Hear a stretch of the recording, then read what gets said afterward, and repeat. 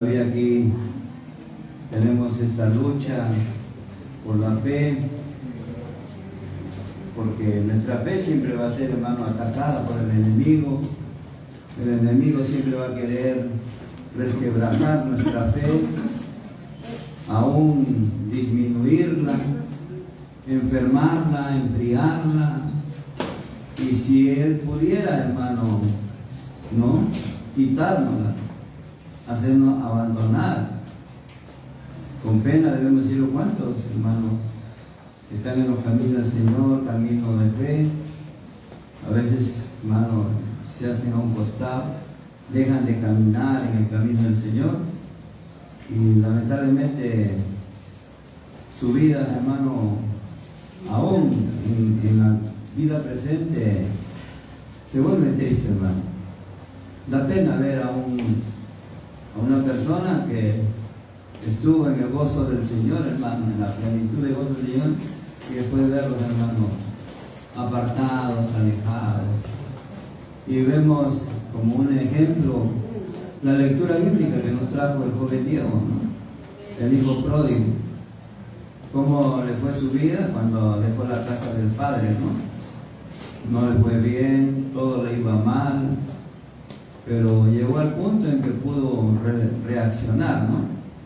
Gracias a Dios que le vino la luz de lo alto y le hizo entender que había tomado una mala decisión. Y qué bueno que fue valiente. Tomó la decisión de reconocer que se había equivocado. Tomó el valor de poder enfrentar, ¿no?, la realidad y humillarse y reconocer primero ante Dios, pidiendo perdón y después al Padre que había fallado. Pero qué sorpresa más grata, ¿no? Que así como su Padre terrenal, Jesús dijo, nuestro Padre celestial también, siempre el Padre va a estar esperando en esa viva esperanza, hermano, que el Hijo reaccione, que el Hijo sea valiente y que el Hijo tome la mejor decisión de volver a la casa del Padre, ¿no? Qué hermosa lección que nos dio el Señor hoy día en esa lectura bíblica. Sigamos orando por nuestros hermanos. Sabemos que en esta vida hay luchas, hermano, luchas externas, luchas internas, pero podemos perder una guerra, pero no la batalla. El Señor siempre va a estar dispuesto a darnos la victoria. Solamente el Señor dice, clama a mí y yo te responderé. Así como el hijo pródigo, tenemos que tomar la decisión, hermano. Nosotros, nadie la va a tomar por ti. Tú tienes que tomar tu propia decisión y buscar la restauración. Y Dios está siempre, como lo estuvo cuando estaba acá con sus discípulos. Cuando Pedro perdió la fe y comenzó a hundirse, clamó al Señor, Señor, sálvame, ayúdame. Y el Señor estaba ahí, presto para salvar, presto para ayudar. Ayudó a Pedro y lo salvó, y recibió una gran enseñanza Pedro ahí, de que nunca debemos quitar la mirada de Jesús.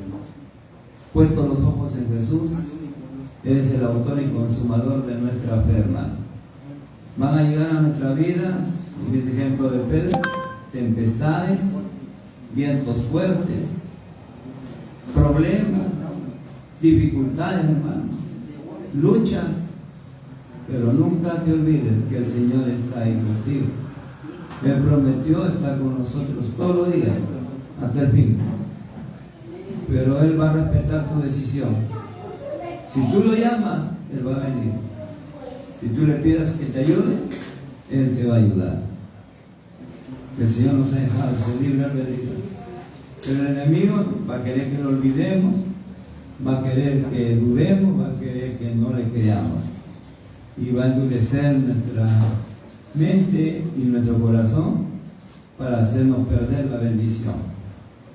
Pero gracias a Dios por los que estamos aquí, hermano, buscando siempre que el Señor nos ilumine y nos anime, hermanos. Nos anime mediante la motivación de su palabra que nos ayude a caminar firmes en este camino de fe, en el que tenemos que perseverar hasta el final, dice la Biblia.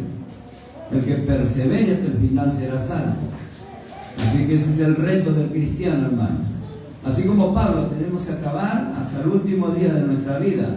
Si Cristo no viene antes, tenemos que irnos con la fe puesta en el Señor Jesucristo, que Él tiene la recompensa para todo tu esfuerzo y la salvación que ya la ganó Cristo, y lo único que te pide es que no abandones el camino, ese único camino que Él nos ha señalado para llegar a la vida eterna. Agradeciendo a Dios una vez más por esta oportunidad, hermano, de estar con ustedes reunidos y poder juntos alabar, adorar al Señor, esperar juntos, hermano, al Señor en su promesa que viene pronto por su iglesia, e ir preparándonos, hermano, para ese día glorioso, pero siempre con la preocupación, hermano, porque ahora con esto de las redes sociales, el internet y todas las otras ciencias, la tecnología que está a disposición del mundo entero, desde ancianos hasta niños, todos tienen acceso ahora, hermano, y libre, con libertad, ahí no hay restricciones. Tiempos atrás, cuando yo era niño, había restricciones. Usted quería entrar a un cine, había cine para niños y cine para adultos, y tenían sus horarios. Los niños iban en la mañana, los adultos iban ya en horarios de la tarde. Y así en muchas otras áreas de las interrelaciones humanas. Pero ahora ya no, hermano, ya se perdió eso. El bendito celular que esté en la mano de los niños, hermano, allá. Ya, ¿por qué no decirlo? Si no lo agarra un lactante, un bebé, porque todavía no puede. Pero ya el niño, hermano, está yendo a inicial de 3 años, 2 años, 4 años, y ya están con el celular, hermano. Y los padres los dejan, les enseñan todavía. Porque muchas veces piensan que así molestan menos el niño, para que no estorben, para que no interrumpen, para que no molesten, para que se entretengan. Y no sabemos el daño que estamos haciendo a nuestros niños, porque la Biblia bien claro dice: instruye al niño en su camino, y mañana más tarde, cuando sea grande, no se apartará de él. El problema es en qué camino lo instruimos. Si usted instruye al niño en el camino del bien, pues en ese camino del bien va a caminar. Pero si usted lo instruye en el camino del mal, hermano, pues en ese camino del mal va a crecer y no se va a querer apartar, porque eso se le va grabando en el alma. Todo lo que va recibiendo, hermano, se le va grabando en el alma al niño, y crece con todo eso. Y después es difícil, hermano, limpiar eso. Pero si crece en las cosas buenas, dijo Jesús, el hombre bueno del buen tesoro de su corazón va a sacar buenas cosas, pero el hombre malo del mal tesoro de su corazón va a sacar cosas malas. Entonces, amados hermanos, estemos alertas, porque la tecnología, como muchas otras cosas que la ciencia va a sacar, hermano, a la disposición, libre disponibilidad de la persona, va a tener mucho que ver el fin que le damos, el uso que le damos. Un cuchillo sirve para hacer las cosas de la casa, para cocinar, para cortar las verduras, y hasta para el taller de trabajo. Pero ese cuchillo también mal utilizado sirve para hacer daño, sirve para asustar, sirve para asaltar, para robar, para hacer cosas malas. Seamos inteligentes, sabios, sobre todo los que somos llamados los hijos de la luz, Nosotros ya no estamos en las tinieblas, sino estamos en la luz, dice la Biblia. Debemos andar como hijos de la luz, ya no como necios, sino como sabios, ya no desprevenidos, sino prevenidos, porque el Señor nos da la luz de entendimiento para escoger las cosas buenas para nosotros y para nuestra familia. Bien, hermanitos, vamos esta tarde, les decía, ¿no?, a tratar de afirmar nuestra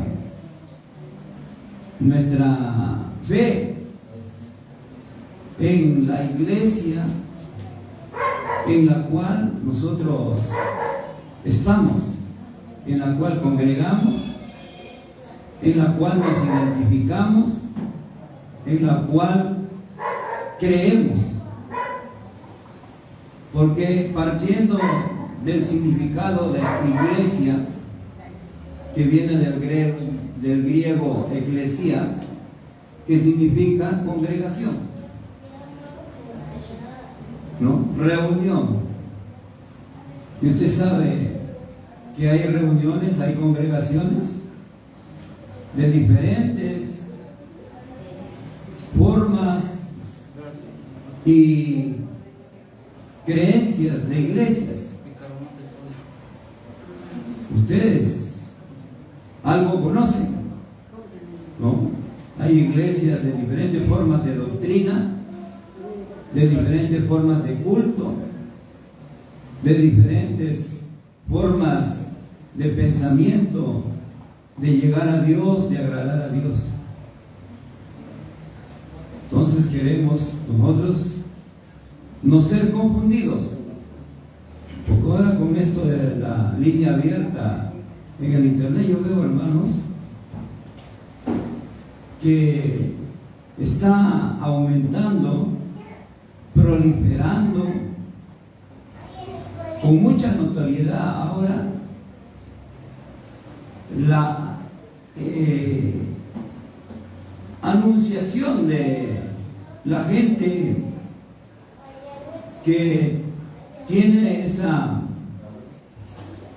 identificación con la religión llamada la religión oficial del mundo, por no mencionar un nombre para no ofender directamente a nadie. Pero el que se sienta aludido, que lo entienda y que si logra darse cuenta, se enmiende. Pero salen día a día, y no uno, hermano, salen diferentes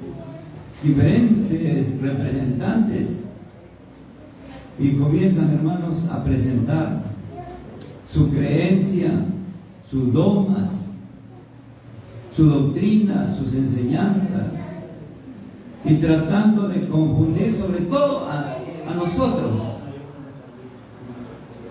a los cristianos, a los evangélicos. Y para ellos piensan que decirnos protestantes es algo despectivo, y que sintiéndonos aludidos por sus prejuicios de ellos mismos, piensan que nos van a incomodar o piensan que nos van a hacer sentir mal, porque ese es el fin, un fin equivocado, porque el verdadero fin del evangelio no es atacar a nadie. El verdadero fin del evangelio de Dios, de Jesucristo, que es amor y misericordia, no es condenar a nadie, sino enseñar, predicar, anunciar la verdad de Cristo, la verdad de Dios que está en su palabra. Y el que la cree, bien, y el que no la cree, Jesús dijo, también bien. Pero la palabra hace una promesa: a los que creen, salvación y vida eterna, y a los que no la creen, quieren creer otra cosa, quieren creer de otra manera, es su problema de ellos. porque ellos van a ser juzgados y nosotros también por la palabra. Por esta palabra vamos a ser juzgados. No vamos a ser juzgados, hermano, por dogma de hombres, por doctrina de hombres, por pensamientos de hombres, ni por decreto de hombres. El día del juicio, el día que Dios ponga a unos a la derecha y a otros a la izquierda, va a ser en base a su palabra. Las demás no van a tener ningún valor. La Biblia condena eso a nuevos evangelios que se levanten y digan que un ángel se lo reveló, que Dios se lo reveló. La Biblia está completa desde el Génesis al Apocalipsis. Ya no necesita Dios que se le añada y menos que se le quite nada de lo que ya está escrito. Oramos solamente por ellos para que Dios les dé entendimiento, que les dé luz para que alumbre la verdad en sus vidas, y conociendo la verdad dejen el engaño o la mentira. Pero mi preocupación como parte de la iglesia cristiana de Jesucristo es presentar la verdad para nosotros y para todo aquel que la quiera recibir. Bienvenido de parte de Dios. Vamos a hacer una breve oración, hermanos, para entrar al tema que vamos a compartir esta tarde.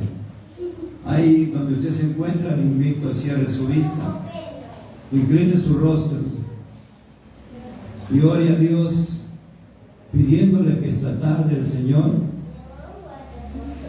en este tiempo de la palabra, el Señor pueda bendecir nuestras vidas con su palabra, declarando que su palabra es verdad, declarando que su palabra es de ayer, de hoy y de siempre, que los cielos y la tierra pasarán, mas su palabra no pasará. Bendice, Señor, esta tarde nuestras vidas y las vidas de que tengan oportunidad de oírla y aceptarla con humildad y recibirla en su corazón.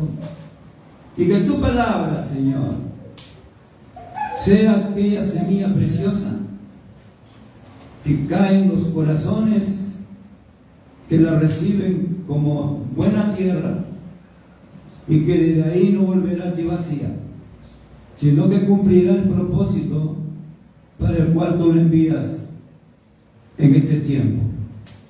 Agradeciéndote, Señor, en el nombre de Jesús, te pido que tomes el control, Señor, de mi mente, de mis pensamientos, de mi corazón, de mis sentimientos y de mis emociones, llevando todo, Señor, cautivo a la obediencia a Cristo.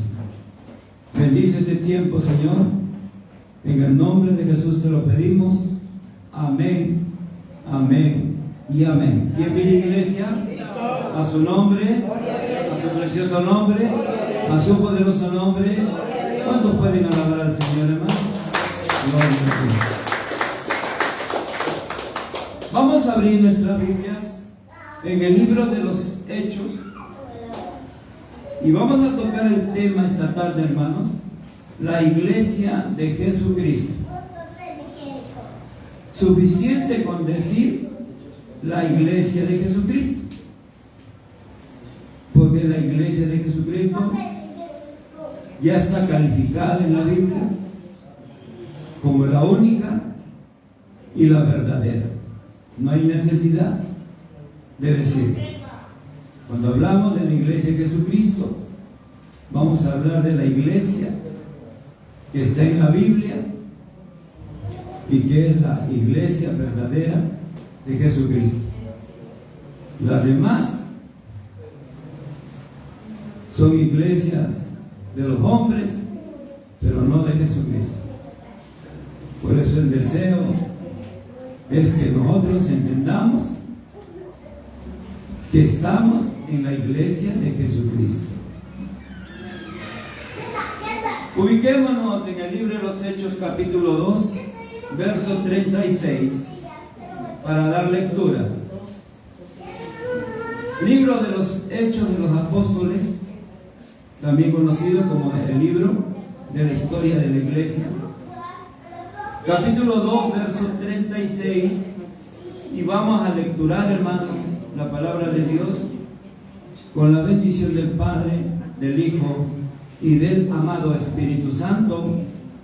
La palabra dice así. Hechos 2, 36. Sepa pues ciertísimamente toda la casa de Israel que a este Jesús, a quien vosotros crucificasteis, Dios le ha hecho Señor y Cristo.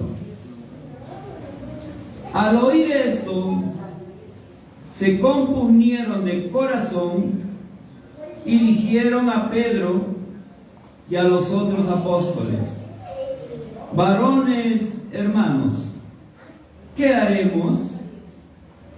Pedro les dijo: arrepentíos y bautícese cada uno de vosotros en el nombre de Jesucristo para perdón de los pecados, y recibiréis el don del Espíritu Santo. Porque para vosotros es la promesa, y para vuestros hijos, y para todos los que están lejos, para cuantos el Señor nuestro Dios llamare. Y con otras muchas palabras testificaba y les exhortaba diciendo: sed salvos de esta perversa generación. Así que los que recibieron su palabra fueron bautizados, y se añadieron a aquel día como 3,000 personas, y perseveraban en la doctrina de los apóstoles, en la comunión unos con otros, en el partimiento del pan y en las oraciones.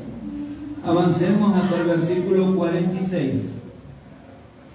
Y perseverando unánimes cada día en el templo, y partiendo el pan en las casas, comían juntos con alegría y sencillez de corazón, alabando a Dios y teniendo favor con todo el pueblo.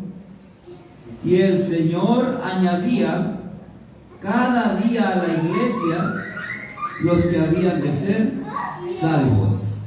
Bendita sea la palabra del Señor. Yo no sé si puede regalarle una ofrenda de palmas al Señor, hermano. Gracias a Dios. Todo según la Biblia. Antes de entrar al tema, la iglesia de Jesucristo, quisiéramos hacer un poquito de referencia, introduciéndonos un poco a lo que se conoce el estudio de Cristología. Cristología, logía viene de logos, logos significa estudio, estudio de la vida de Cristo, estudio de el ministerio de Cristo. Quisiéramos en esta parte estudiar en la Biblia y la historia, cuando aquí en Hechos capítulo 2 versículo 36 leímos al comienzo, cuando dice al final de este versículo, hablando el apóstol Pedro en esta prédica, dirigiéndose en ese momento, estando él en Jerusalén, al pueblo de Israel y a toda la gente que se había reunido para escuchar el mensaje de Pedro. Y Pedro les dice al final de este versículo, hablando de nuestro Señor Jesucristo, Dios le ha hecho Señor y Cristo. Pedro le dice, a este Jesucristo que ustedes han crucificado, a este Jesucristo que ustedes han menospreciado, a este Jesucristo Dios le ha hecho Señor y Cristo.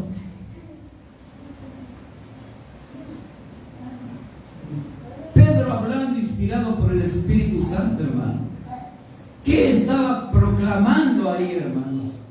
Al mundo entero, que Jesucristo es Señor y Cristo, porque Dios le hizo Señor y Cristo. Según la Biblia,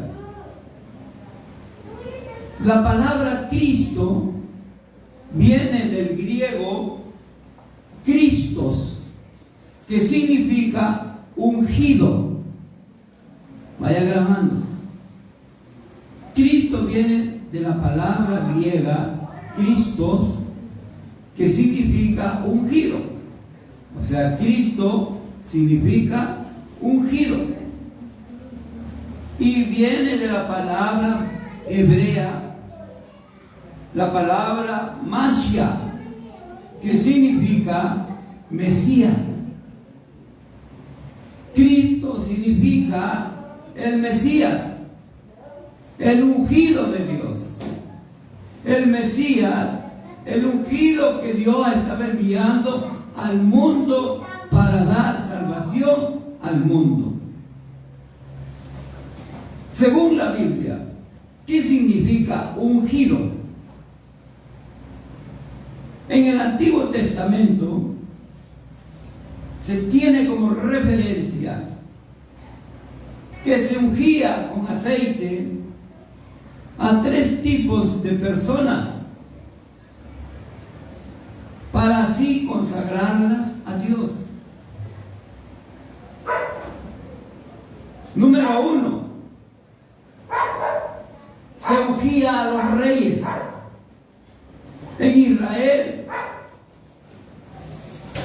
cuando Dios escogía a un rey o un rey entraba en la sucesión, era ungido con aceite. En Primera de Samuel, capítulo 16, versículo 13, ahí se refiere cuando David fue ungido para ser rey de Israel.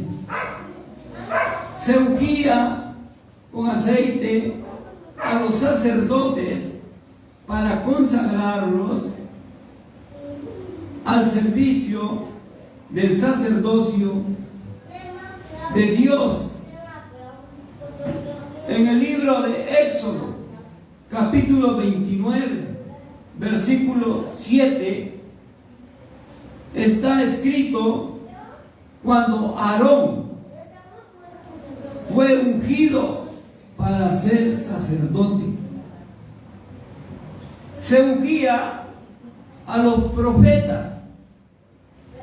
En el libro de Primera de Reyes, en el capítulo 19, versículo 16, se registra el momento cuando Eliseo fue ungido para ser profeta, sucesor del profeta Elías. Ungido era la persona que era llamado para servir en alguna de estas áreas al servicio de Dios y del pueblo de Dios. Cuando aquí en el libro de los Hechos inspirado por el Espíritu Santo, presenta al pueblo a Jesús, que ha sido nombrado por Dios como Señor y Cristo. Pedro está declarando y anunciando al mundo entero que Jesucristo ha sido designado por Dios para ser el Señor que tiene y toma autoridad y dominio delegado por Dios. En Mateo 28, 18, Jesús dijo, antes de enviar a sus discípulos a la gran comisión, les dijo: toda potestad, todo poder, todo dominio me es dada, tanto en el cielo como en la tierra. Jesús es el Señor. La Biblia dice que ante Él se doblará toda rodilla, así las que están en el cielo como las que están en la tierra y debajo de la tierra y debajo de las aguas, y toda lengua confesará que Jesucristo es el Señor, para la gloria de Dios Padre. Yo no sé si puede regalarle una ofrenda de palma al Señor de nuestra iglesia.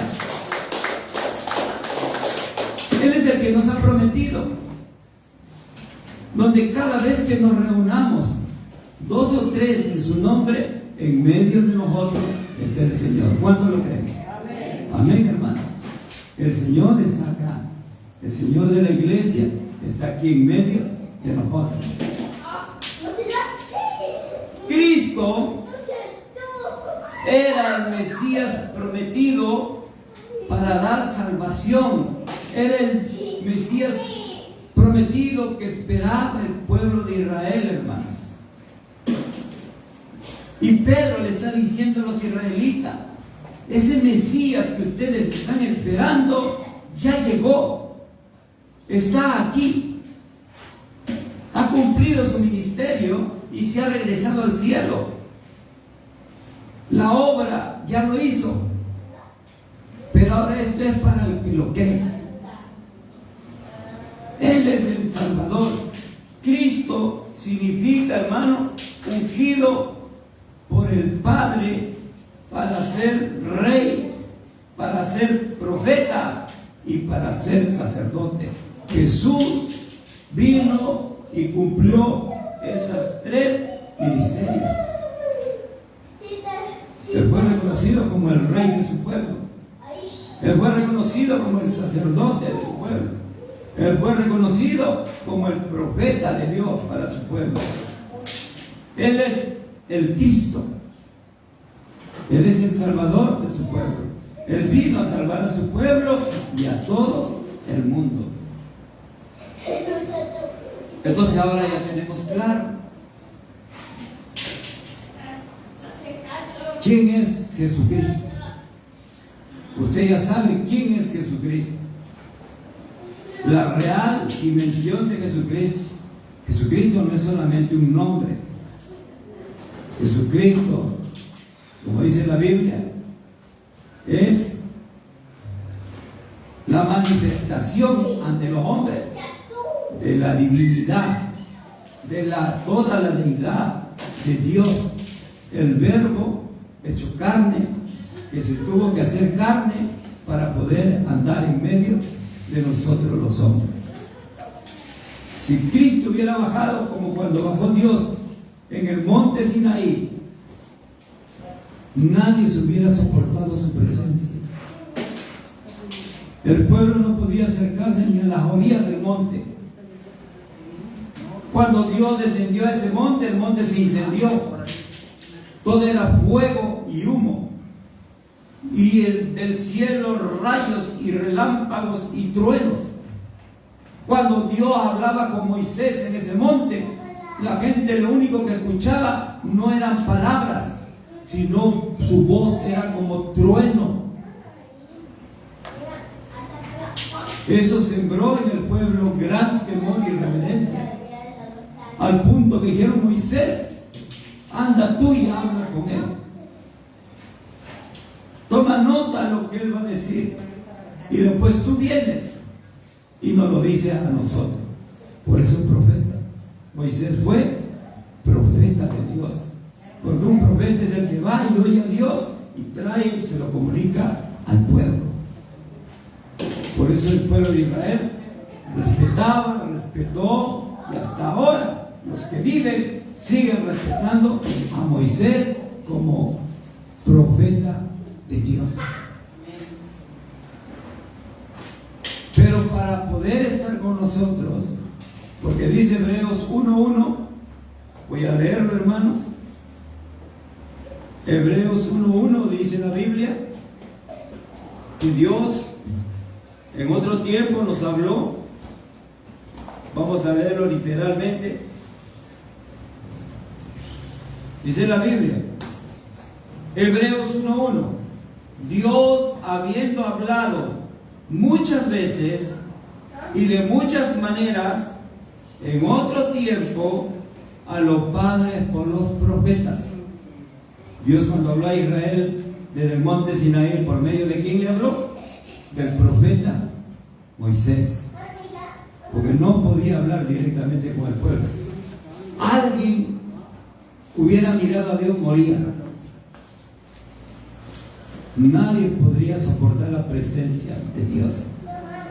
El verso 2 dice: pero en estos postreros días, o sea, ahora en estos días, desde que Cristo vino a la tierra, en la nueva alianza, en el nuevo pacto de Dios con los hombres, dice la Biblia, en estos postreros días nos ha hablado por el Hijo, a quien constituyó heredero de todo y por quien asimismo hizo el universo. En el nuevo pacto, en la nueva alianza de Dios con los hombres, el cual conocemos nosotros como Nuevo Testamento, desde la venida de Jesucristo, Dios ya no usó profetas. Todo lo que tuvo que hablarnos, nos habló por medio del Hijo. Amén, hermanos. ¿Recuerdan en su bautismo? Cuando la voz del cielo, el Padre proclamó a Jesucristo, en quien tenía gozo y complacencia, y lo reconoció: este es mi Hijo amado, en quien tengo gozo, complacencia. A Él oí, a Él van a oír ahora. Jesús dijo profeta hasta Juan el Bautista. Ya no se va a necesitar más profetas. Ya Dios no necesitaba más profetas. Profeta hasta Juan el Bautista. De aquí para adelante, Dios va a hablar por medio del Hijo. ¿Aló? Y ahora nosotros tenemos la palabra hablada. El verbo se hizo carne. El verbo es la palabra. La palabra que estaba en el principio de la creación vino y se hizo carne y habitó con todos nosotros y nos enseñó la palabra de Dios, como el que yo al comienzo acá, el joven Diego, con parábolas, para ayudarnos a entender. Él es nuestro rabí, Él es el maestro, Él es nuestro pastor. Amén. Él es nuestro sacerdote. Él es el sumo sacerdote que ha traspasado, hermano, todos los cielos y está sentado a la diestra de Dios Padre Todopoderoso. Por medio de Él tenemos acceso con libertad al trono de la gracia. Él nos ha abierto un nuevo camino a través del velo que se rasgó para nosotros entrar libremente, hermano. Antes no podría entrar nadie al lugar santísimo. En el Antiguo Testamento, hermano, nadie podría entrar a ese lugar llamado santísimo, donde entraba una vez al año el sumo sacerdote con previa santificación, purificación, con el riesgo de que si iba una vida desordenada, entraba a ese lugar y moría.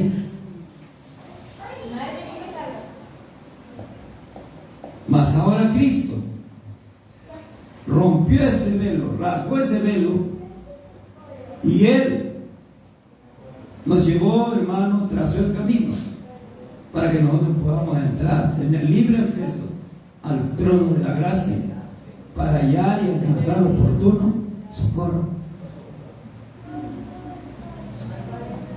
Así que todos esos beneficios nos trajo Jesús en la nueva alianza. Entonces conocemos al Señor de la iglesia con todos sus atributos que Él tiene y que lo ha puesto a nuestro servicio. Amén. Gloria a Dios. Vamos a tocar el tema de la iglesia, pero también quisiera, a modo de introducción, presentar una forma de referencia histórica, pero bíblica, según la Biblia. Inicio de la iglesia de Jesucristo, a la cual podemos hoy conocer como la iglesia cristiana, la iglesia que levantó nuestro Señor Jesucristo. Sus inicios, según la Biblia, Jesús llama a 12 discípulos, los preparó y los ungió como apóstoles. Jesús comenzó con 12 discípulos. Estuvo 3 años con ellos enseñándoles las verdades del reino, fundamentándoles las verdades del reino mediante el Evangelio, que son las buenas nuevas que nos trajo Jesús. Les encargó la gran comisión de predicar el Evangelio. Después de haberlos preparado, antes de regresarse al cielo, al cumplir su ministerio, Jesús encargó a esos 12 apóstoles cumplir la gran comisión de ir por todo el mundo y predicar el Evangelio. Con esos 12 discípulos, Jesús comienza a formar su iglesia. Está escrito en la Biblia. Y todo esto sucedió ¿dónde? En Jerusalén, en Israel.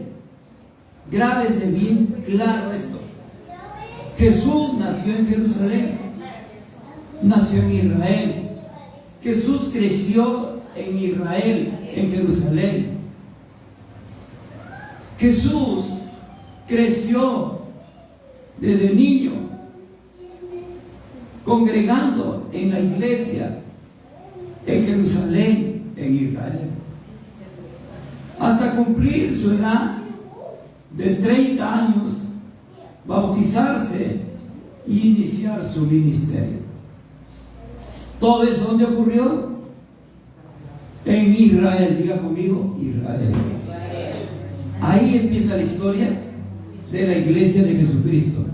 Ahí nace la iglesia de Jesucristo. Amén.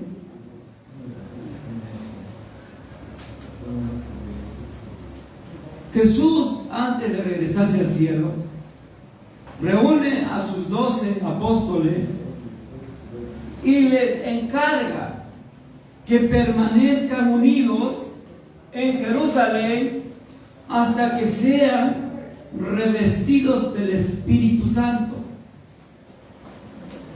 Jesús les encarga: no salgan a cumplir el encargo de la gran comisión de ir a predicar el Evangelio por todo el mundo. No salgan hasta que reciban la promesa que está escrita en Joel: cuando llegue sobre vosotros, descienda de lo alto el poder del Espíritu Santo sobre vosotros, que es la manera como Dios los va a ungir para que ustedes vayan a predicar el Evangelio del Reino. Amén. Después que reciban la investidura del Espíritu Santo, entonces ustedes van a salir a predicar el Evangelio desde Jerusalén a Judea, que era el sitio más próximo a Jerusalén, y de Judea se irán ya a los samaritanos, que ya era una ciudad, un pueblo compuesto por mezcla de judíos con extranjeros de otras naciones, y de ahí se irán hasta donde Dios los lleve, por todo el mundo, hasta lo último de la tierra, donde ocurre ese encargo en Jerusalén, en Israel. ¿Cuántos están escuchando? ¿Están grabando, hermanos? Porque usted va a ser, hermano, en un momento confrontado por otras sectas, por el enemigo, por el engaño que te va a querer confundir. Te van a decir: no, la iglesia comenzó en Roma. Pero usted está viendo que según la Biblia, la primera iglesia de Jesucristo nació, Jesús la levantó, Jesús la fundó en Jerusalén, en Israel. ¿Cuántos están escuchando? Amén. Uno nada más, gloria a Dios. Gracias por su apoyo, hermanos. En el capítulo 7 ya del libro de los Hechos se registra la muerte de Esteban, un líder que era un diácono de la iglesia, y ahí se da el inicio de la persecución, de la dispersión de la primera iglesia de Jesús. Pero la Biblia dice, hermano, que por donde ellos iban, escapándose de la persecución, ellos no dejaban de predicar la gran comisión, el Evangelio de Jesucristo, y con su predicación gente se convertía a Cristo, gente se bautizaba, gente daba sus casas y se levantaban nuevas iglesias. Dios utilizó ese mecanismo para cumplir esta orden que había dado Jesús de ir y predicar el Evangelio por todo el mundo. ¿Y quiénes eran los que perseguían a los cristianos? A los primeros hermanos de la iglesia, porque después de los 12 subieron a 120. Cuando llegó el Espíritu Santo a ungirlo, ya no eran 12, ya habían 120 reunidos en esa iglesia. Y después que vino el Espíritu Santo, Pedro predicó, y en su primera prédica 3,000 personas se bautizaron y se añadieron a la iglesia. A su nombre sea la gloria. Ya la iglesia había crecido. Cuando ya comienza la persecución, antes que empiece, hubo otra prédica de Pedro y se convirtieron 5,000 personas. Entonces la iglesia siguió creciendo, y esto despertó la envidia, el temor de los religiosos de ese tiempo, porque en ese tiempo de Pedro, de Jesucristo, había las religiones. En Jerusalén, Israel mismo, había las religiones, los fariseos, los saduceos y muchas otras religiones más. Y ellos tenían temor que si ese evangelio se seguía predicando, muchos de sus seguidores, muchos de sus religiosos se iban a salir y se iban a convertir a Cristo. Como es hoy día. Como es hoy día. Porque les comentaba que ahora, hermano, Salen tantas voces de esta religión llamada la religión oficial del mundo. ¿Cuál es su preocupación? ¿Por qué atacar a los cristianos insultándonos? Queriendo confundir a la gente con mentiras, con engaños. Porque ellos se están dando cuenta, como esos religiosos del tiempo de Jesús. Las personas conocían la verdad y se hacían libres. Y seguían a la verdad y dejaban el engaño, la mentira. Dejaban la religiosidad. Pues eso está pasando también ahora en estos tiempos. Y esa es la preocupación, aún de la cabeza principal, que busca, trata de encontrar las herramientas, los mecanismos de atarnos. Si por ellos puede y pudiera, si nos pudieran prohibir que no prediquemos el Evangelio, lo haría. Porque en el tiempo de Jesús, después que se fue, agarraron a Pedro. Estos religiosos, sumos sacerdotes de esos tiempos, como los hay ahora, de la religión, como tenían el poder, como eran los señores de la religión, como se creen estos señores también, que ellos tienen el poder, que ellos son los señores de la religión y que ellos pueden tomar y dar decretos, y como tienen el apoyo de los reyes de la tierra, de los gobiernos, quisieron atar la boca de Pedro y de los apóstoles para que no prediquen el Evangelio de Jesucristo. Los azotaron, los castigaron para que, amenazándolo, que los iban a soltar, pero que no vuelvan a predicar. Pedro, ¿qué les dijo? Es necesario obedecer a Dios antes que a los hombres. Aunque ustedes nos vuelvan a agarrar, aunque ustedes nos vuelvan a encarcelar, nos vuelvan a azotar, nosotros no podemos callar, no podemos dejar de hablar la verdad, porque el mundo necesita conocer la verdad. A su nombre. Estos tiempos, hermano, están pasando. ¿Quiénes eran los que perseguían a los cristianos en ese tiempo? Era justamente el Imperio Romano, que era el que había tomado ya el control de Israel, de Jerusalén, que eran ellos los gobernadores, y los religiosos ahí de la mano con ellos, persiguiendo a los cristianos para que no prediquen el Evangelio de Jesucristo. Nos llamaban sectas. Estas sectas nos decían, a nuestros hermanos les decían sectas.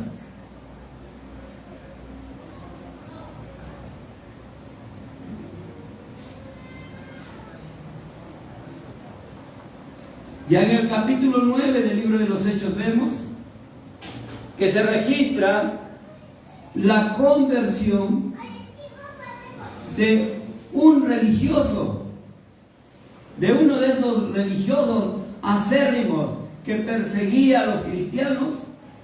Este religioso se llamaba Pablo, Saulo de Tarso, fariseo, estudioso de la religión judía en la secta de los fariseos. Él perseguía a los cristianos. Él recibía cartas de poder, de orden de los sumos sacerdotes, los sacerdotes religiosos de tiempo, para perseguir a los cristianos, para capturarlos, para llevarlos presos, para amenazarlos de muerte, a fin de que no prediquen el Evangelio de Jesucristo. Los religiosos de ese tiempo, hermano. El imperio que gobernaba en ese tiempo. El imperio religioso de ese tiempo, hermano. Que ya había llegado de Roma. Roma tenía otra religión. Roma no era cristiana, no conocía ni a Cristo. Roma era una religión pagana. Dioses paganos. Idólatras. Y ellos habían, por su poderío, tomado el control y el gobierno de Israel, de Jerusalén. Y los religiosos, apegados a ellos, persiguiendo a los cristianos. Y Pablo, en ese trabajo, en el camino a Damasco, persiguiendo a un grupo de cristianos que huían, hermanos, pero no dejaban de predicar el evangelio. Por la misericordia de Dios que tuvo Dios para Pablo, Jesucristo se le presenta en persona, hermano, en una rebelión, en una revelación. Y después de tener un diálogo con Saulo, Saulo reconoce a Jesús como su Señor. Lo reconoce como el Señor de la iglesia a la cual él perseguía. Porque Jesús le dijo: Saulo, Saulo, Saulo, ¿cómo te gusta dar aguijón a mi pueblo? Coces en el aguijón. ¿Por qué me persigues?, le dijo Jesús. ¿Por qué me persigues? Pablo, ¿a quién estaba persiguiendo? Estaba persiguiendo a los cristianos. Estaba persiguiendo a su iglesia por encargo de la otra iglesia, de esa iglesia que odiaba a Jesucristo, que lo llevó a la muerte a Jesucristo, que llevó a que Jesucristo sea crucificado. Para esa iglesia trabajaba Pablo, pero por la misericordia de Dios, Cristo se le presenta. Y Pablo recibe la revelación divina y reconoce que Jesucristo, esa luz resplandeciente, era la misma luz que se le había presentado al profeta Moisés en el monte Sinaí, como la zarza ardiente que no se consumía y no se podía apagar, y que le hablaba y le hablaba a esa zarza ardiente, y era la voz de Dios. Y esa misma zarza ardiente ahora, en esa luz resplandeciente que lo dejó ciego, que lo tumbó del caballo a Pablo, le hablaba. Y entonces él reconoció: Señor, perdóname, no sabía lo que hacía. ¿Qué quieres que yo haga? Y a partir de ese momento Saulo se convierte en Cristo, deja la religión. Pablo dijo: todo lo que he ganado, todo lo que he tenido en la religión, todo lo que he aprendido en la religión, todo lo que he creído en la religión, lo he hecho al tacho de basura, lo tengo por basura, por estiércol, no me sirve de nada ante la gracia, el favor, la misericordia de Jesucristo. A su nombre. Eso es lo que nos da Jesucristo, hermano.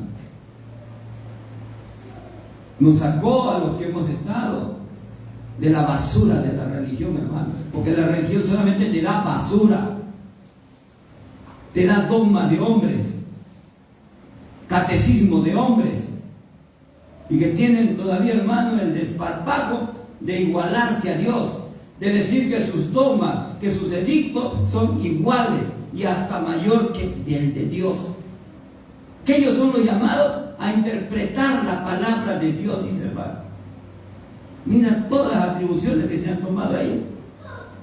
Pero bendito sea el Dios de la gloria, hermano, porque el único que lo cree, el único que le hace caso son, hermanos, los que están todavía en tinieblas. Pero los que estamos en la luz, hermano, esa palabra no nos alcanza. A su nombre. Entonces vemos, hermano, aquí que ya Pablo se convierte, hermano, a Cristo.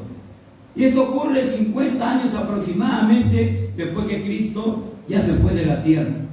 Estaríamos en el año 50 después de Cristo, del cual ahora estamos 2026. A partir de ese momento Pablo, hermano, es usado por Dios. Y Pablo comienza a extender el reino, el evangelio, hermano, la predicación. Sale en viaje misionero por diferentes lugares, comienza a ganar adeptos, comienza a levantar iglesias nuevas, comienza a tener nuevos discípulos, comienza a tener nuevos acompañantes, y comienza el evangelio a avanzar y llega a Roma. para ya ir cortando. Pablo llega a Roma, predica el evangelio en Roma, donde ahí están los romanos con su paganismo todavía, con su religión romana todavía. Pablo forma iglesias en Roma, diferentes ciudades, hermano, de Roma. Levanta iglesias, unge líderes para las iglesias, a lo cual llama ancianos, en otros casos obispos. Y ahí le llega también su muerte. Ahí le alcanza ya la partida a Pablo de esta vida. Ahí en Roma, según la historia extrabíblica, Pablo llega al final de sus días. Bíblicamente, lo único que se conoce de Pablo está en 2 de Timoteo, que voy a leerlo. En 2 de Timoteo, Pablo se despide, hermanos, de esta vida con estas palabras en 2 de Timoteo, capítulo 4, versículo 6. Pablo, escribiéndole esta carta a uno de sus discípulos, llamado Timoteo, le dice, Timoteo, versículo 6, porque yo ya estoy para ser sacrificado y el tiempo de mi partida está cercano. Esa palabra sacrificado, hermanos, ¿sabe qué significa? Que Pablo lo iban a sacrificar, que Pablo iba a morir, no una muerte natural, sino una muerte, hermano, forzada, una muerte llevada por manos de hombre. Los romanos lo iban a ejecutar, como murieron los 12 apóstoles del Cordero. Ni uno se salvó, hermano, excepto de quien no sabemos su muerte, de Juan. Pero de los demás, hermanos, la historia bíblica narra que murieron de diferentes maneras.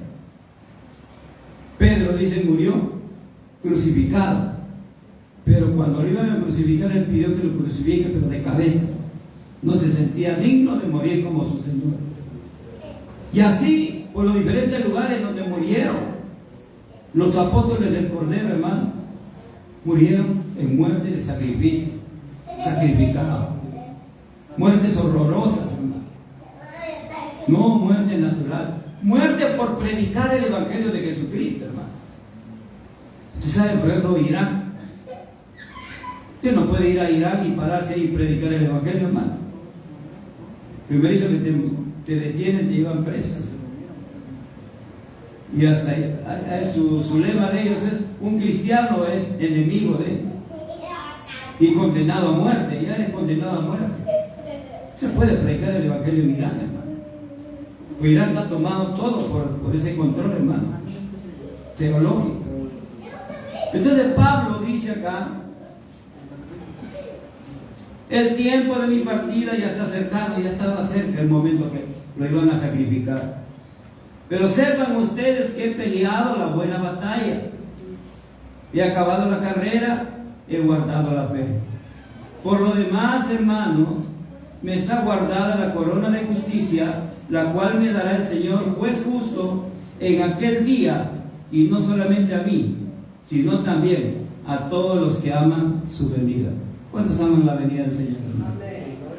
¿Sabe usted, hermano, que tan solamente por amar la venida del Señor, usted ya tiene una corona que el Señor le tiene guardada? Dale una ofrenda de palmas al Señor.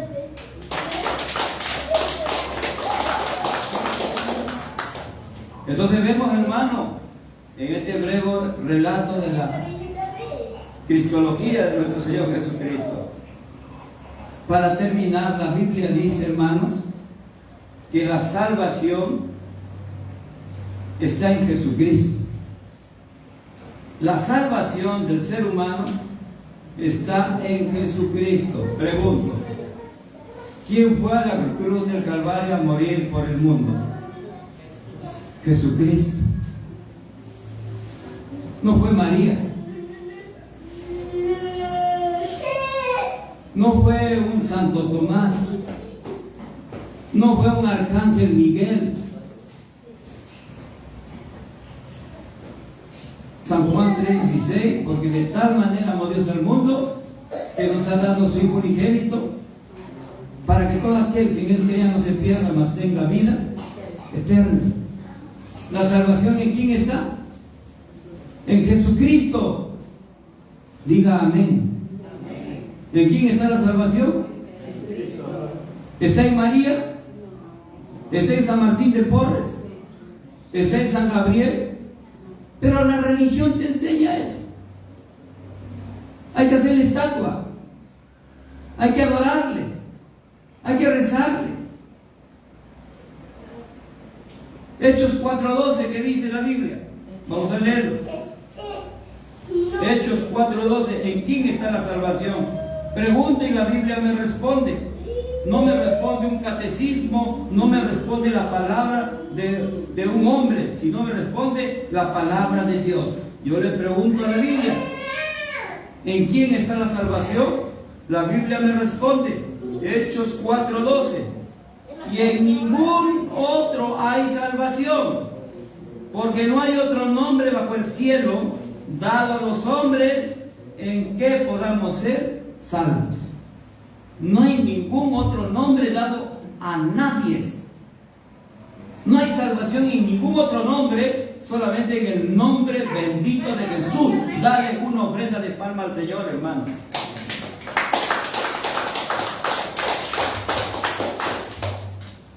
Los samaritanos, hermano, que no creían en Jesús, cuando Jesús se pasó 2 días, dice, con ellos, hablándoles, terminaron creyendo en Jesús.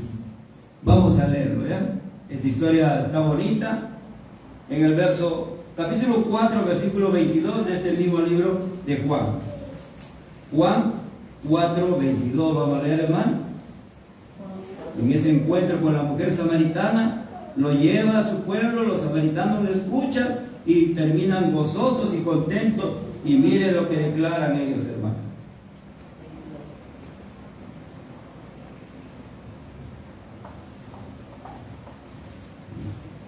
Juan 4, versículo 22, solamente esta parte. Esto narra la historia que Jesús se encontró con la mujer samaritana, le declaró cosas que sorprendió a la mujer samaritana, cosas de su vida, un hombre desconocido, el número de maridos que había tenido, y se dio cuenta que él era un profeta. Creyó en Jesús, fue corriendo a sus conciudadanos de Samaria, les habló de Jesús, les dijo, ¿no será este el Mesías? Y ellos dijeron, a ver, tráenos a Jesús. Fue Jesús, escucharon a Jesús, le pidieron a Jesús que se quede con ellos, se quedó 2 días. Y miren cómo terminaron los samaritanos. Dice la Biblia, San Juan capítulo 4, versículo 41. Y creyeron muchos más por la palabra de él, los samaritanos. Y le decían a la mujer, ya no creemos solamente por lo que tú nos has dicho, porque nosotros mismos le hemos oído y sabemos que verdaderamente este es el Salvador del mundo, el Cristo. Ellos reconocieron a Cristo, hermano, como el Salvador del mundo. Amén. Ese es nuestro Cristo que tenemos. Ese es nuestro Cristo, el Señor de nuestra iglesia. Él es el Salvador del mundo, hermano. Por eso es que nosotros acá no tenemos estatuas, no tenemos figuras, dibujos, porque Dios es espíritu. Cristo está aquí en espíritu en estos momentos. Él lo prometió. Donde se reúnan ustedes 2 o 3 en mi nombre, en medio de ustedes estoy yo. Dale una ofrenda de palmas al Señor, hermano. Él está aquí. Rápido voy al tema, hermano. Ya estamos en la hora, gloria a Dios. Pero no voy a pasar. Los textos solamente los voy a referir. Ya usted los puede buscar en casa.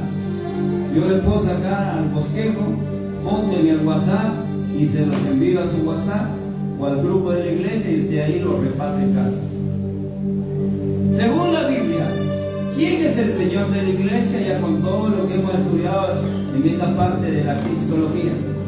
Según la Biblia, ¿quién es el Señor de la iglesia? La Biblia dice que Jesucristo es el Señor de la iglesia. Mateo 16, 3, 19. Ese texto sí lo voy a leer, porque a partir de ahí es el resto. San Mateo capítulo 16, en esta declaración que le hace Jesús a Pedro, ahí le está diciendo que Él es el Señor de la iglesia. Vamos a leer, hermano. Mateo capítulo 16, versículo 13 al 19. Dice la Biblia: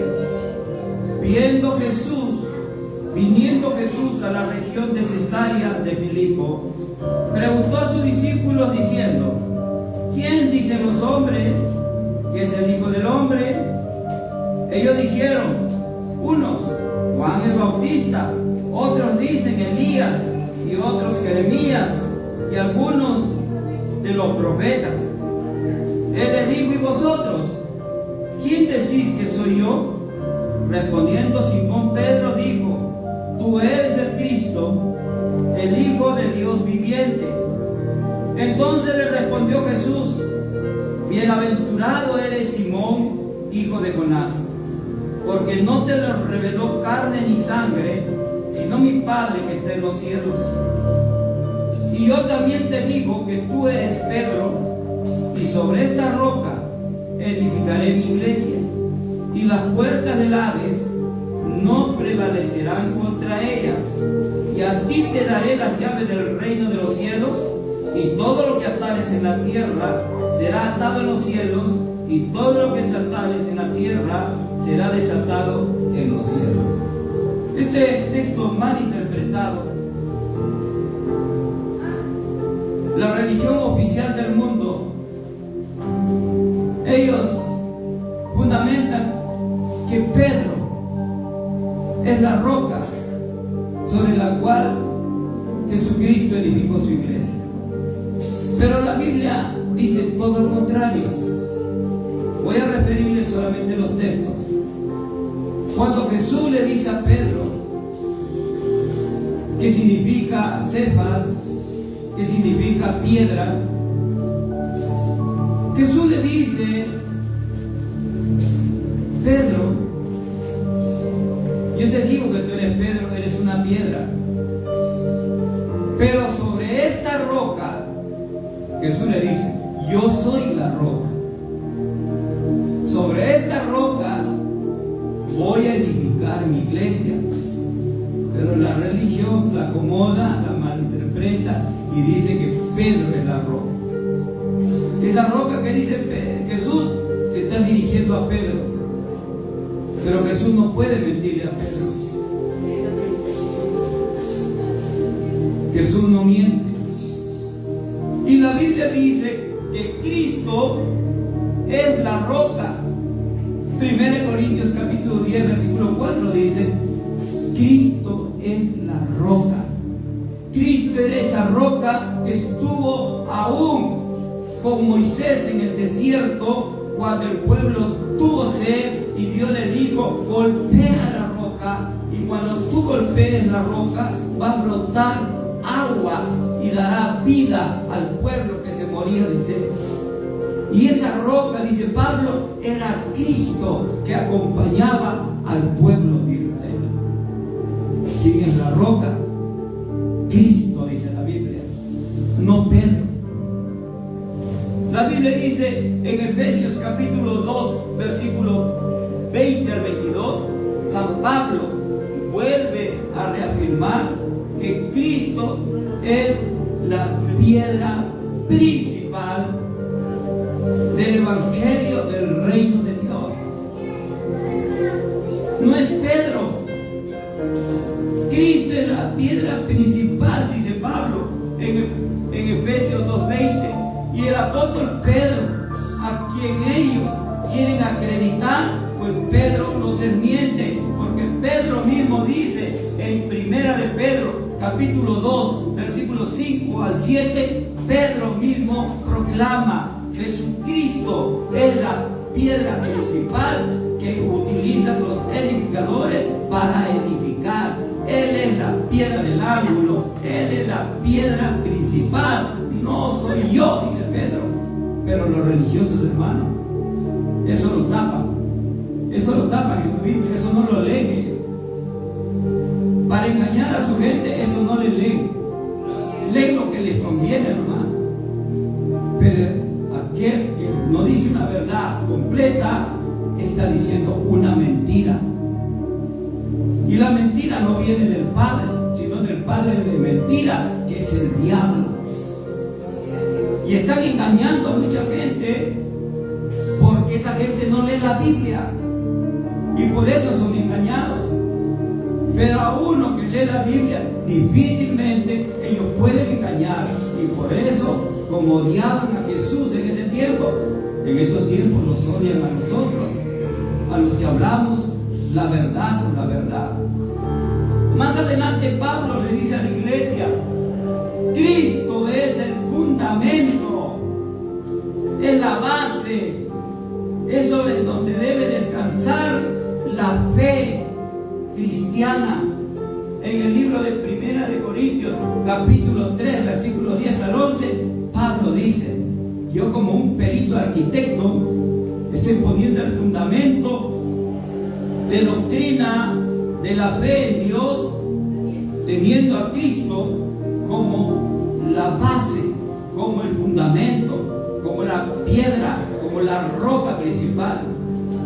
Y cualquiera que quiera edificar, sobre edificar, tenga cuidado cómo lo hace, porque nadie puede poner otro fundamento diferente al que ya está puesto, al que ya lo puso Cristo, al que lo ha puesto Pedro y ahora lo pone Pablo a su nombre. Cristo es la roca. Jesucristo es la cabeza de la iglesia. Colosenses capítulo 1, versículo 8 dice: la iglesia es mi cuerpo y yo soy su cabeza. Cristo es el que gobierna la iglesia, Cristo es el que la dirige, Cristo es el que la pastorea a su nombre. No nos pastorea, hermano, ningún papa. Al que nos pastorea es Cristo con su palabra. No nos pastorea ningún hombre. No necesitamos. Con Cristo vosotros estáis completos, dice la Biblia. ¿Cuántos dicen amén, hermano? Con Cristo estamos completos. No necesitamos más.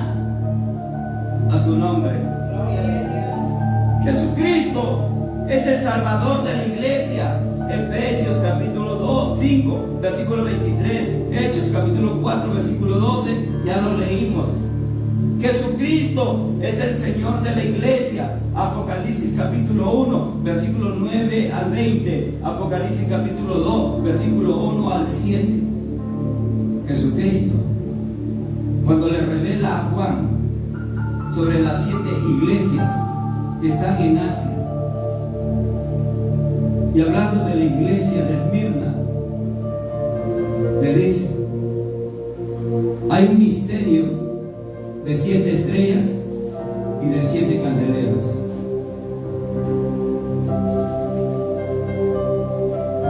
Las 7 estrellas son los 7 mensajeros de las 7 iglesias. Mensajero es el pastor de la iglesia. Las 7 estrellas son los 7 pastores de cada iglesia. Y los 7 candeleros son la iglesia. Son candeleros que alumbran con el aceite, con la unción de Cristo. Y yo camino en medio de ellas. Y tengo en mi diestra a estas 7 estrellas. Yo, el Señor, yo, el Cristo, tengo a los mensajeros en mi diestra. Yo, Jesucristo, tengo a los pastores en mi diestra. Y yo camino en medio de los candeleros, yo camino en medio de la iglesia, yo me gozo en medio de la iglesia, en medio de las alabanzas a su nombre. Yo estoy en medio de la iglesia cuando ellos oran. Yo estoy en medio de la iglesia cuando ellos están escuchando mi palabra. Yo soy el Señor de la iglesia. Y le dice a esta iglesia: yo conozco tus obras. Yo te conozco. lugar. Me agrada como eres, porque eres una iglesia que te esfuerzas, pero tengo algo contra ti. Has dejado tu primer amor. Has dejado las primeras obras cuando estaba enamorado, enamorada de mí. Has dejado cuando llegaste recién a la iglesia y querías hacerte todo. ¿Y ahora qué ha pasado? Ya no quieres a veces hacer nada. Ya no hay voluntad. Ya no hay amor. Arrepiéntete, le dice el Señor. Mira, examina, observa de dónde has caído y vuelve a tu primer amor. Vuelve a las primeras obras. Antes que yo quite tu candelero de tu lugar, dice. ¿Sabe, hermanos? Ese es el riesgo muchas veces de apartarnos, de alejarnos del Señor, porque ese candelero se comienza a apagar, porque alejado del Señor no hay combustible, no hay aceite, y una lámpara que se va quedando sin aceite se apaga, hermano.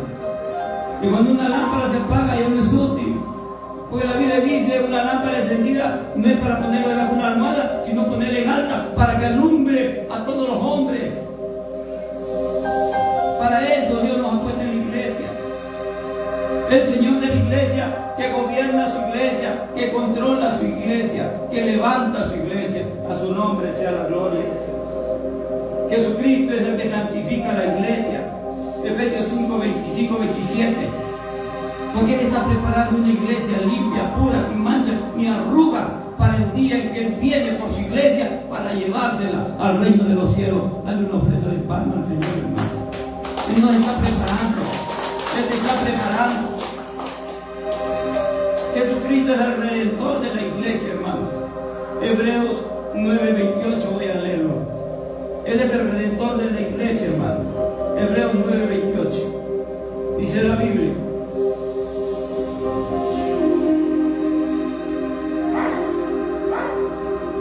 así también Cristo fue ofrecido una sola vez para llevar los pecados de muchos, y aparecerá por segunda vez sin relación con el pecado para salvar a los que le esperan, hermano. Jesucristo ya en su segunda venida ya no viene, hermano, para morir en una cruz. Él viene ya en su hora de reclamo, en su hora de rescate. Él viene ya a llevarse a los que le pertenecen. Y los que le pertenecen, dice, como dijo Pablo en su partida, aman su venida, le esperan, se preparan. Amén, iglesia. Y estamos, hermanos, ya en los tiempos que la venida de Cristo se está anunciando con más fuerza.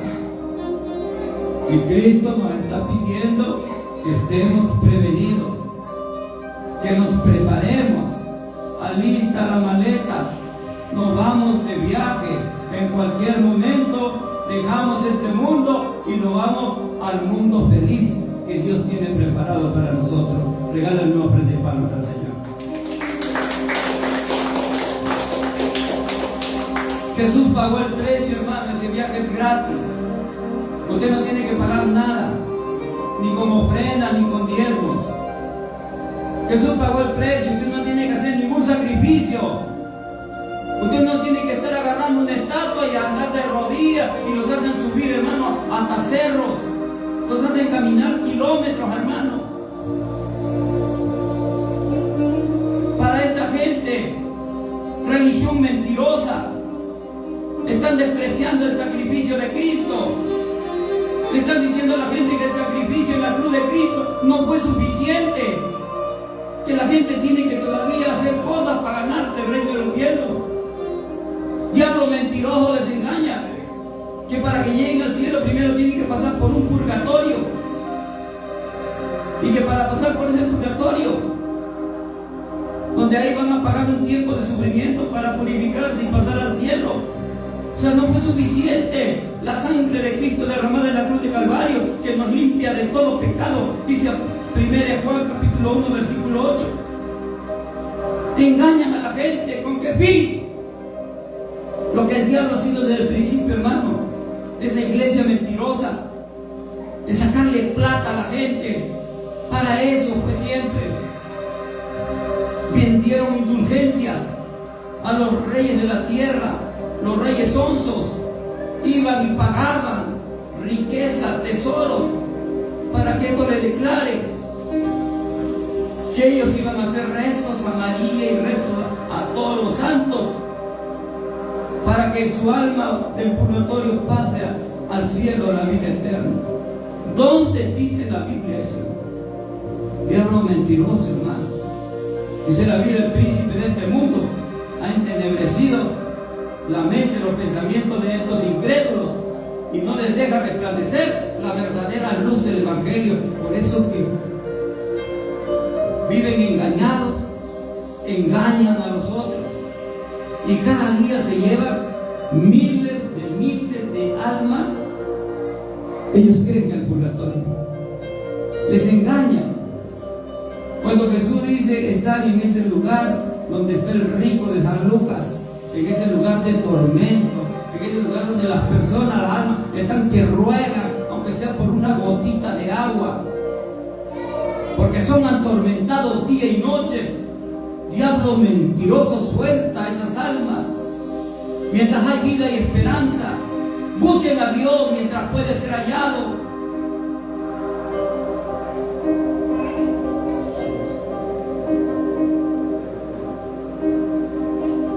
Jesús pagó el precio, San Juan 3:16.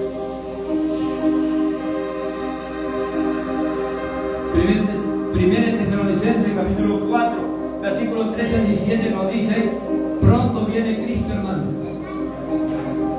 Por los que durmieron en Cristo resucitarán y subirán a las nubes a reunirse con el Señor. Y los que estamos vivos, en un abrir y cerrar de ojos seremos transformados, hermano, no solamente por tener fe y esperanza y abrazar la venida de Cristo,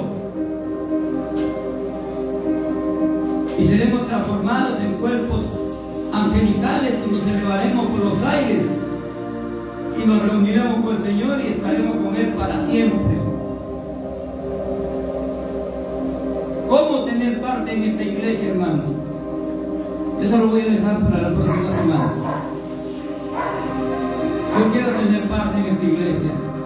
Usted ya la tiene, pero es bueno que usted lo sepa, porque en algún momento te van a preguntar, en algún momento usted va a tener que dar razón de su fe. Pero para explicarlo con calma la próxima semana, antes de la Santa Cena. Creo que toca ya, no, todavía, todavía. 26. Entonces, hermano, ahí lo vamos a dejar. Póngase de pie, por favor. Nos quedamos para tocar la parte del tema: cómo tener parte en esta iglesia. ¿Cómo puedo ser parte de la iglesia de Jesucristo? Solamente le adelanto: para llegar a tener parte en la iglesia de Jesucristo, no es, hermano, nadie nace siendo miembro de la iglesia. Para comenzar, nadie puede decir yo soy cristiano de nacimiento, nadie puede decir yo soy de la iglesia de nacimiento. Usted puede nacer aquí como muchos, aún de viñedos, pero la Biblia dice, Romanos 3:23, por cuando todos pecaron, todos están destituidos de la gloria de Dios. Incluye a todos, hermano, nadie se salva. Así que todos necesitamos hacer algo para entrar a la iglesia de Dios, para tener parte en la familia de Dios. Necesitamos, esto lo vamos a ver la próxima semana. Nada. Ser parte de la iglesia no es por herencia, no porque yo fui hijo del pastor y es del pastor, no. No, porque a mí me dieron un documento que dice que soy de la iglesia. No, así no se hace miembro de la iglesia. El próximo domingo vamos a estudiar ese tema. Póngase de pie y vamos a darle gracias a Dios. Padre, en el nombre de Jesús, te damos las gracias, Señor. Primeramente, gracias por tu palabra, porque tu palabra es verdad. Gracias, Señor, por haberte dignado de inclinar tu rostro y poner tu mirada en nosotros. Porque no es por nuestra justicia, sino por tu mucha misericordia. Que por tu grande misericordia no hemos sido consumidos, sino que con tu grande amor nos has tenido paciencia, nos tienes paciencia, nos has buscado, porque no es que nosotros te buscamos a ti, tú nos viniste a buscar a nosotros. Adán no te buscó a ti, Adán se escondía, Adán huía, pero tú lo fuiste a buscar. Adán, Adán, Adán, ¿dónde estás? ¿Por qué te escondes? ¿Qué has hecho? Me desobedeciste y enviaste al segundo Adán. Dice la Biblia que Jesucristo, el segundo Adán enviado por Dios, como el Mesías, el Salvador, no vino a condenar al mundo, Él vino a salvar lo que se había perdido. Él vino a buscar lo que estaba perdido. Él me vino a buscar a mí, Él te vino a buscar a ti, hermano. No te escondas como Adán, no te escondas de las excusas, no le eche la culpa a nadie, no le eche la culpa a nadie. Sal delante del Señor y pide misericordia, pídele su amor, dile que te perdone, dile perdóname, Señor. Pero hoy me has dado luz, me has dado entendimiento. Yo quiero ser un hijo tuyo. Restáurame mi posición del principio. Yo quiero ser un hijo de tu pueblo.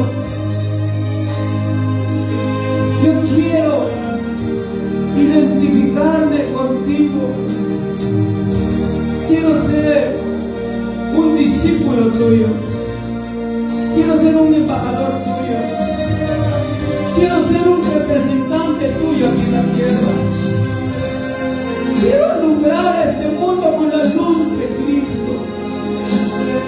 Quiero servirte con los dones, con los talentos, con las virtudes, con la capacidad que tú me has dado. Hoy me pongo en la mano del Maestro. Hoy me pongo en la mano del alfarero. Si Pablo te dijo, Señor, ¿qué quieres que yo haga? Yo esta noche te digo, Señor, yo soy ese cántaro, yo soy ese barro en la mano del alfarero. Moldéame, Señor, haz de mí una vasija nueva, límpiame, sana mis heridas, quita todo lo que no te agrada, Señor, y lléname de tu presencia, lléname de tu mente, de tu pensamiento, de tu voluntad. Amado Espíritu Santo, entra a mi corazón y haz de mí un verdadero hijo. Tu palabra dice que los hijos de Dios se dejan guiar por el Espíritu de Dios. Hoy renuncio, Señor, a mi voluntad y me pongo en tus manos. Quiero navegar en el río de tu Espíritu. Por donde tú me lleves, iré, Señor. A donde tú me digas, iré, Señor. Seré una ovejita de tu prado, que solamente sabré responder. Amén, Señor. Amén, Señor.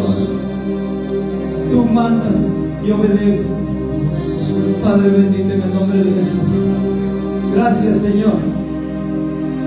Tu palabra dice en San Juan 2:20: el que viene a mí yo no le echo fuera. Tú eres un Dios misericordioso, Señor. Tú eres aquel Padre del Hijo pródigo que está que nos espera con los brazos abiertos para abrazarnos, para alabarnos, para ponernos vestiduras nuevas, para poner un anillo en nuestro mano, en nuestro dedo, señal de una nueva alianza, de un nuevo pacto, Señor. Gracias, mi Dios. Gracias, Señor, por cada hermano que está trayendo, Señor, a tu presencia, que está trayendo restauración, que está trayendo reconciliación, que está trayendo, Señor, decisiones de dejar, Señor, una vida antigua y empezar una vida nueva en Cristo Jesús. A ti sea, Señor, por los siglos de los siglos, toda la honra y la gloria, en el nombre del Padre, del Hijo y del Espíritu Santo. Gloria a Dios, gloria a Dios, gloria a Dios. Regálame una ofrenda de palabras, Señor. Gracias a Dios, Dios los bendiga. Tomen asiento, por favor.